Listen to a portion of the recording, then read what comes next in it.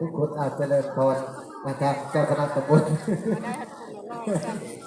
พระผู้ใหญ่ด้วยเนี่ย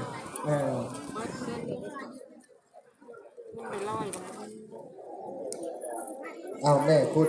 ขอบคุณคุณแม่คุณยายเฮาขออนุโมทนาบุญเด้อได้ร่วมบุญน้ำกันจังหวัดทำบุญร่วมชาติจับบาตรร่วมกันสร้างกุศลร่วมกัน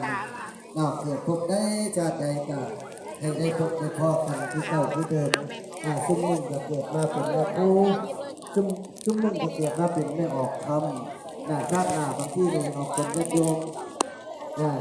อยู่ในยายห้องจะเป็นมาสวัสดีค่ะสวัสดีค่ะครับซุ้มบวชจะได้เกิดเป็นไม่ออกครับในบ้านมันจะเที่ยงครับวัดตะสุสานเจ้าเป็นเช่นนี้ออกเป็นญาติโยมใส่เรื่องใส่คำกันไปแบบนี้ละมึงวนอยู่คือจังกับม้อนไตที่เขาดมนี่ละงอโค้งมาหมองเก่าตราบใดที่เรายังไม่เข้าสู่พระนิพพานเป็นญาติโยมการเวียนว่ายตายเกิดจำหนึ่งเช่นนั้นได้เอามาอีกแล้วในคณะศรัทธาญาติโยมมาพบกันทางบ้านโคกคนนำทีมโดยผู้ใหญ่ลาย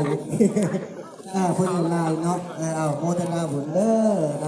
เอาพุ่นละไปมองโต๊ะขาวๆพุ่นละพอลายเฮาเอาพุ่นละหลายผู้หลายคนเอาทยอยกันเข้าก็ได้กันโยม